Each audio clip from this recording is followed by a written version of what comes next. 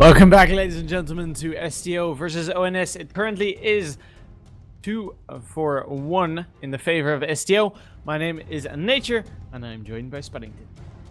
Hello, welcome back, ladies and gentlemen. We are pretty much into another game that I honestly, after the first game, wouldn't have expected to happen. It looked very, very one-sided, but it seems that at the moment, STO are showing themselves to have a better grasp on team play, on compositions, on a general style, whereas ONS are kind of relying on like a raw individual skill and laning phase dominance to bring them back in.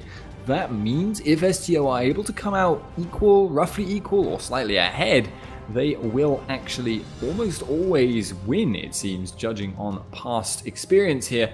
Regardless though, guys, we are into picks and bans. I am casting from the stream, obviously, so I'm a little bit behind, and I do have to ask my co-caster Nature here, what actually are the picks thus far? Yeah, Kuja has first picked the Shyvana, so that, I believe, is the very first time we are going to see that one this series, as Rales will not be running the Lucian because that has been banned out against him. Good ban if you'd ask me, because he was doing work on that Lucian. And Mimer and Rales will be picking up the Elise and the Renekton this time around. So no Vladimir for Mimer, and it is in fact going to be the Renekton. And it's very, very smart little adaptation here by STO. Previous games, I think we've seen, Renekton versus Vladimir every single game so far, and that's because every single game so far, STO have banned out exactly the same champions. They've banned out Rengar, Dr. Mundo, and Shyvana. Now this time they've let Shyvana through because they know they have the first pick, and they also know that Shyvana comes out pretty well against Renekton. If you therefore take Shyvana as your first pick, you have that control, and obviously you also deny Lucian to Mr. Rales, which he has been playing very, very often, and pretty much whenever he can do, he will play Lucian because he's such a strong early champion and he works so well with Mr. Rales as his controller, so to speak there. Now, I don't know what the next couple of picks are, but Zyra Caitlyn, that's also something we've been seeing a fair bit of. Yeah, so they have picked up the Zyra Caitlyn indeed. On the other side of ONS, however, they have picked themselves up the Thresh Jinx, so that is maybe a little bit more of an all-in lane, if you will, compared to the poke lane coming out of Yuki and Airwax. I'm fairly interested how that is going to work out. And Gob has in fact picked up the Yorick for his team once again. So Zeux will be running the Nidalee because that has been locked in as well. And White Knight looking to pick up the Fizz, which we haven't seen a whole lot lately, to be honest, but he's just switched out to the Zed, which would make a little bit more sense if you'd ask me. Well, both of those two champions have something really important that's in common. They can snowball. They can snowball really, really hard, and we saw them snowballing in the first game, and that was what gave ONS that really obviously convincing victory. They ran Zed in that game too, so they have the potential to really, really get that snowball rolling, and it seems that that's what's necessary for them to succeed. They are obviously running a substitute mid laner, but their individual skill is very, very high. They do have the, highest solo queue player in the entirety of the EU West server there, White Knight on Zed, and we saw him actually beat out a counter pick. Last time he was up against Kale and he still came out on top. And now he's against Nidalee, and Zed is actually pretty good against her. So obviously that is something they are banking on working out for them. They also have Elise this game, which is a very, very aggressive jungler for them. So we'll see if Airwax can keep control of the mid lane, but I've got to say, it's actually looking a little bit dangerous for Ziggs. It certainly is, but regardless, ladies and gentlemen, we will be heading into a quick commercial break. When we come back, ONS are looking to make it a 2-2 in this best of 5 series.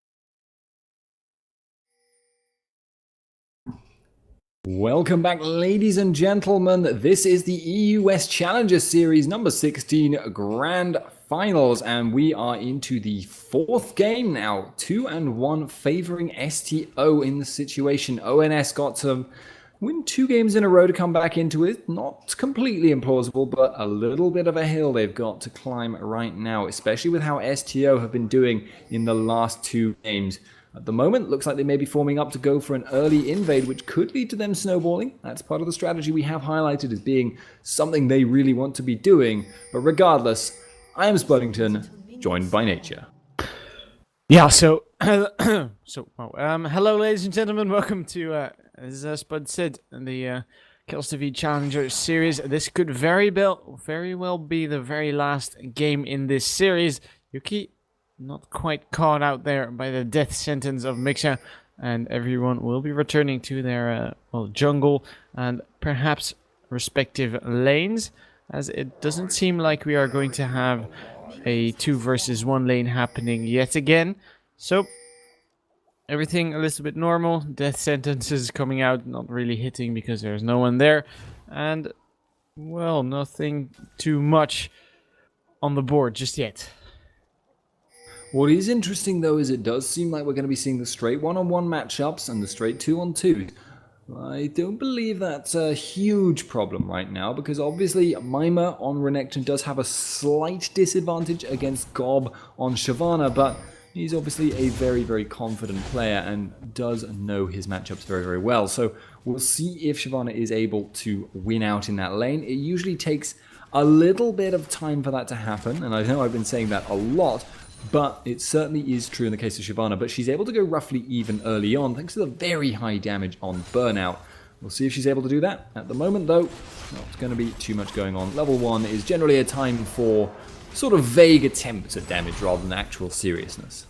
It certainly is. So, Gob and Mimer will be facing off in that top lane. Mimer getting the Renekton for the very first time in this series, so that means we are just going to have to keep our eye on that one to see how he performs on the Renekton compared to the Vladimir, which he has been running for 3 times already prior to this one. Gob taking a little bit too much harass for his liking, probably, as he was forced to chug down some potions.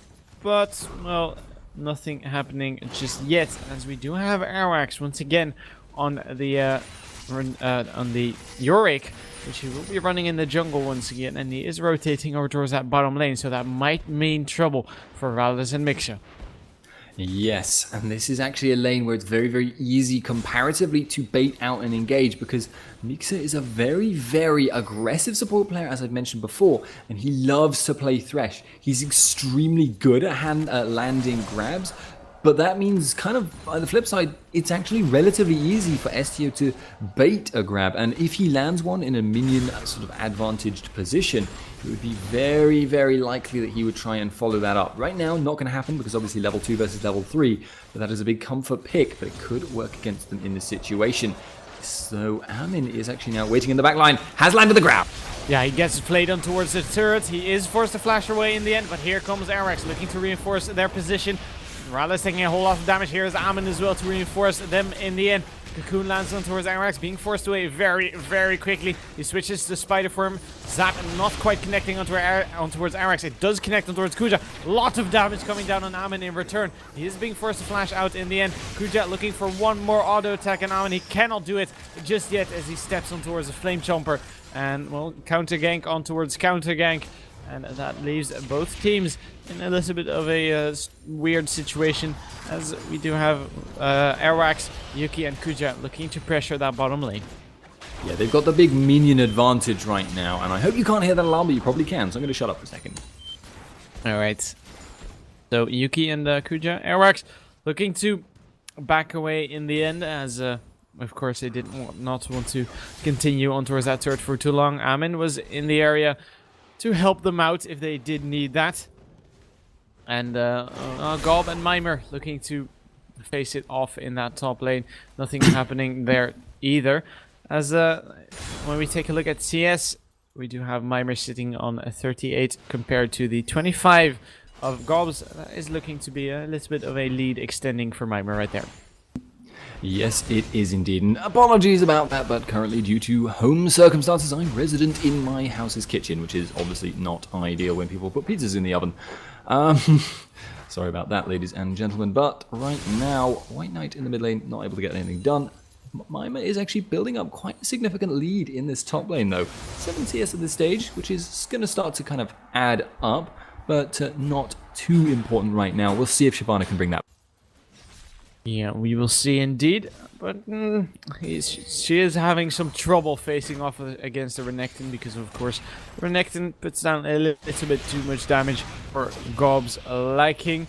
And meanwhile in that jungle we do have Amin and Arax rather finding Amin being forced away there, and that is going to be the end of that, as Rallis and Miksha might find themselves in trouble. Kuja lands a good grasping root, but the Dark Passage will shield Rallis for almost the entirety of that. Meanwhile, as you said, Yorick in top, Mimer taking a whole lot of damage. He has popped the Dominus. Gob going very, very low, barely manages to survive as he did use the Dragon's Descent. Arax will be facing off against Mimer just for now to defend that turret, but that is going to be once again the end of that. And Arax will be, well, taking some of this farm.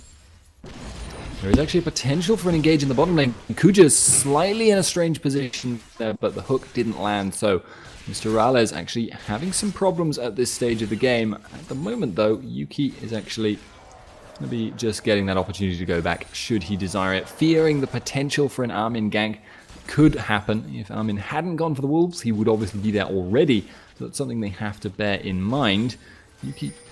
Yuki kind of farming out at the moment, but because of that fear, not able to punish Rallis too hard. Oh, Death Sentence connects on towards Yuki, as does the Flame Chomper. He gets locked up, tries to get a pilled over Peacemaker on him.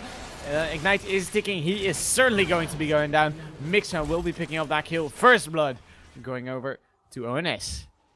And that's a scary, scary start. Jinx can build up quite a significant lead against Caitlyn if she's able to use those rockets to kind of counter the normal Caitlyn harass, which is something that I don't think there's any other AD carry can do, which is to trade auto attacks directly. You can just go 1-for-1 essentially at that range. That is a huge, huge factor in how these lanes play out. You can actually see him maxing Switcheroo. He'll get the range on the rocket so he can trade with Caitlyn, and that is very, very powerful now. Airwax has to be very, very, very careful. White Knight is waiting in the wings. Yeah, this is going to be dangerous. Death Mark comes down and he just gets obliterated. And there's no trace of him left as a result. And they are going to take down this red buff as a result as well. Yeah, Mima in the top lane taking quite a bit of damage, having to slice and dice out. So that is a small glimmer of hope, but exactly what we highlighted at the start of this game.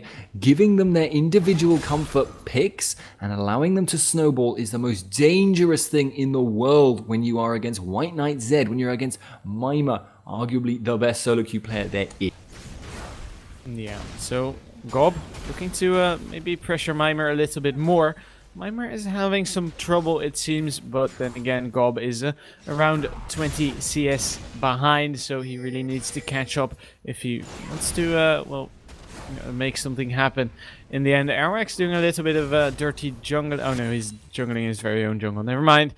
Misread that situation, as he might just be heading towards that bottom lane to make something happen over there. He is going towards his enemy's jungle this time around. But Miksha might find himself in trouble as Airwax is very, very close. Kuja is looking to encircle him here. Miksha taking a whole lot of damage. White Knight is rotating down, so he is going to be safe just for now. Yeah, okay, at this stage of the game, and obviously the continued snowball is not really happening right this minute, but there's a big danger sign in that White Knight has already got a brutalizer, and indeed, as a result of that, when his ignite is up, which it is right now, if Nidalee is caught a little bit overextended, that could result in a death, and indeed much the same for Gob, which is where he is going right now. I believe they are aware of it. He did bypass a ward, but Gob could potentially be dived if he sticks around. In the bottom lane, however, going to do something. Ooh. Yeah, Kuja just gets exploded in the bottom lane. Box was being used by Mixa, and right now Airwax might find himself in trouble. Cocoon will get blocked out by the goal, and that might just open up the dragon here. But we did have, as I was saying, in that bottom lane, Box being used on towards Kuja. He gets exploded by Amin as well. Death Sentence connects on towards Airwax. He gets flayed back. Chompers comes down, as does the Super Mega Death Rocket. That is a 2-for-0 just now, and that is going to be the dragon on the back of that. Sick ghoul plays right there. He just put it down right in front of Armin's stun, but unfortunately tried to pull the same trick twice, and Mixer wasn't having any of it. The ghoul spawned slightly off to the left. He got it around it. Mima going for Gob in the top lane. Yeah, Gob has that ignite ticking on him. He is looking to turn this one around. Mima being forced to flash out. In the end, he will have his slice and dice available right now, actually, so he might be looking to go in, and there he goes in, gets a stun off on towards Gob. Will he be able to finish it off? It doesn't look like it. Gob versus Mima. Mima picks it up in the end with a cold and meek. Gob made the right call to go back in, but he just slightly messed up. He didn't auto-attack quite as quickly as he could have done, and as a result, actually ended up coming out behind in that trade. So close run stuff, but now Renekton 30 CS and a kill ahead. That's a huge, huge disparity, and Spirit Visage finished means now he is going to start out-sustaining Shyvana very, very hard. That's actually a really worrying sign. And this is actually very reminiscent of the very first game where ONS managed to get hold of a lead very, very quickly. Now, this isn't as much of a lead as it was in that first game, but it is looking like ONS might be looking for a gank here in that bottom lane. Kuja doesn't get stunned up quite yet. He does now, however, as the Flame Chompers comes out. He is not going to get out of that. Rallis picks up the kill. Ace No comes out. That will connect on towards Rallis, but that certainly wasn't enough damage to finish him off. Yes, indeed, and I'm afraid you're going to have to take over for another couple of seconds. Alright, no problem, as Amin might have been thinking about rotating over towards that middle lane, because we haven't seen a whole lot of action in that middle lane, as Zeux has well, been passively farming it out against White Knight. White Knight showing his dominance in that middle lane. Zeux is sitting on 108 CS against the White Knight, 114. minions being picked up for him. So there's a bit of a lead being picked up for NS right there in that middle lane as well. And they're actually still on a lead on every single lane right now. Gob might be in trouble in that top lane, but nothing really happening just yet. Yeah, scary stuff indeed. And Mima stamping his authority. We noted already that he's a long way ahead. So that's going to keep snowballing ahead, especially if White Knight can get this guy. Yeah, Gob might be in real trouble here. Deathmark comes down on towards him. He just follows the Dragon's Descent. Is that going to be enough? It's not, as Gob is, of course, a little bit too tanky, and he did not get a lot of follow-up damage besides the Deathmark. White Knight now being forced away by Arak. Reimer might find himself in trouble. He has used the Dominus. Can he make it happen versus Gob? He is looking to slice and dice his way to freedom. He gets through the wall. Arax and Gob not quite done chasing yet. However, here is White Knight to maybe make something happen. Catches the Javelin to the face. Gob decides against chasing in the end. Javelin gets dodged, and that is going to be the end of that pursuit. Yep, indeed. A close run thing again, but not so easy to kind of call between the two teams right now. And Mima actually is continuing to push back Shyvana, and this is something we're actually seeing quite a lot. Shyvana traditionally a counter to Renekton, but quite often when you see it picked, it's actually turning out the other way around. And the continued snowball, the objective control, really good. They're taking away that red buff again. Remember, they killed Yorick at it before, and continuing to push, maybe finding Nidalee. Nah, Nidalee is a little bit too slippery with the pounce, of course, so... And he gets away. Did get a good cocoon off Armin, that is, on towards the Nidalee, but in the end, as I said, Nidalee just pounces away to freedom. And he is looking to maybe put some pressure on that middle lane, but Armin is there to reinforce that turret. Now it actually looks like Mima is going to trade off with Gob there, so... continuing to do what he does best there. I want to talk a little bit now about the kind of strategy going through this game. Both of these teams are obviously going to have to play around the fact that there is currently a significant gold difference between the two of them. Renekton is so dominant over Shyvana right now, and indeed that Yuki is having quite a bit of trouble in this bot lane. But STO, as compared to the first game, are not nearly as far behind as they were. And they are also not losing towers yet. If they start losing towers, however, they are going to start building up a massive difference very quickly. And actually, exactly that did just happen in the top lane. Continuing to trade off with Mima, but I don't think either of them are going to die. Dominus pop, though. Yeah, Dominus being used. Gob might find himself in trouble, but so is Mimer. Mimer looking to trade this one out with Gob, gets a good stun off as the slice and dice. Gob will be forced to use his ultimate to get out of there as the ignite is taken. Is that going to be enough? No, it is not, as he will not be dropping, but we want that bottom lane. We might see Airwax looking for a gank here as Rales and Mixia looking for the death sentence themselves. Amen is there to reinforce him. Sorry about that. Cocoon doesn't quite connect, and well, that might be trouble for Arax if they do just get a good death sentence out of him. Zap doesn't quite connect as he is forced to flash. Box comes out. Yuki has got the ignite ticking on him. He has been forced to use that barrier. Meanwhile, that top lane Gob falls as Rales gets, or as Kuja gets caught by the death sentence. That is a double kill for Rales. Rales now looking for the triple on towards Zilks and on towards Airwax, or he does get out in the end, but Airwax and Zilks are right now looking to chase down Rales, and that is a double kill for Zilks. That is a 4-for-2 actually.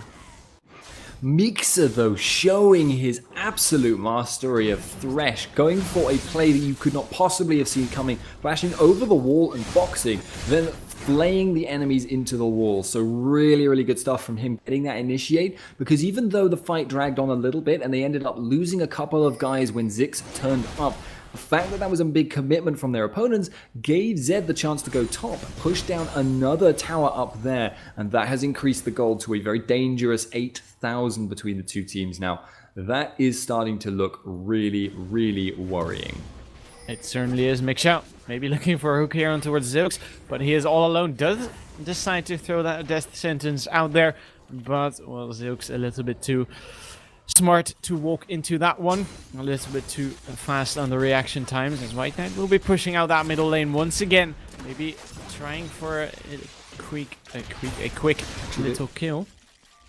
Sorry, I got a little confused there, but Mixer is looking to pin down Yuki. Yeah, here we have it, as he might just be looking for the kill. Yuki's not getting out of there alive, as we still have the death sentence available. Kuja doesn't quite get hooked in, but he really doesn't need to get hooked in to killed, as Rallis will be taking that kill home. 12-2 in kills right now, and it seems like the dragon is going over to ONS as well. Yep, indeed. It does actually seem right now that Jinx in the bottom lane is going to continue to push that in, and this looks so similar to the first game now. Airwax actually getting slowed down there. Will they be able to follow this up with the hook? Yeah, Death Sentence is available, so Arax might be in trouble. Cocoon comes down, he gets flayed back, and the Super Mega Death Rocket comes out as well. Arax has got that ultimate on himself, so he might be looking to get the Retribution kill in here. It doesn't quite manage to do so in the end, and he does go down, and that turret's going down as well. So that is a turret and a kill, and ONS not looking very strong. SNO comes out, however. Rallis will be blocking that one out. Zilks right now gets hooked in. Zap comes out, and Miksha actually flashes in there. We do have the Stranglethorns coming out as well. Kuja taking a whole lot of damage. Rallis will be picking that one up. Get excited, but that isn't enough to get out in time. White Knight has shown himself towards the party. Yuki might be in real danger here. The Volatile Spider will spot him out. White Knight uses that Blade of the Rune King. Yuki taking so much damage, doesn't quite manage to connect the Piltover Peacemaker, and Amin uses that repel to finish him off and take him out. Indeed, and now actually the focus is turning onto Mimer, who is trying to run away in this top lane. Can God pin him down? Doesn't have a build towards Colors. I don't think it's going to happen. I don't think they actually will be able to catch up towards Mimer here. They are certainly trying so. And Mimer now gets ganked by another member of his enemy's team, who will be forced to flash out. He will have his Slice and Dice available in a couple of seconds. It is 1 versus 3. Mimer versus 3 under his turret, and he just Slice and Dices to Freedom. Ignite isn't ticking anymore, but he will go down to Airwax in the end. Great goal, but here is White Knight looking for the death mark on towards Zilk. Zilk uses the heal, but he does go down in the end to the Ignite right now. White Knight not done chasing quite yet. Airwax still being chased. White Knight might not be able to get that one, as we did have actually Miksha finishing off the gob in that jungle. Indeed, once again. Now, okay, so under these circumstances, you've got to say, right now, it feels like STO are so far on the back foot they may have no option. But they do have the capacity to make some slightly risky plays right now. If they are to go, super aggressive towards Mr. Rallis, for instance, right now, they might be able to pin him down with the Grasping Roots. Very, very difficult, because obviously Grasping Roots is a slow skill shot. But if they just allow things to continue at the pace that they currently are, I don't really see how STO can come back into this game. Obviously, they may just go and sort of plan on holding on in the 5th game in the best of 5, but it's a really awkward situation. And actually, they are, in fact, just planning on going on to the 5th game in the best of 5, because that is the surrender vote coming out from STO. 2-2 now between both of these teams. Very, very close run stuff, but it seems to be almost completely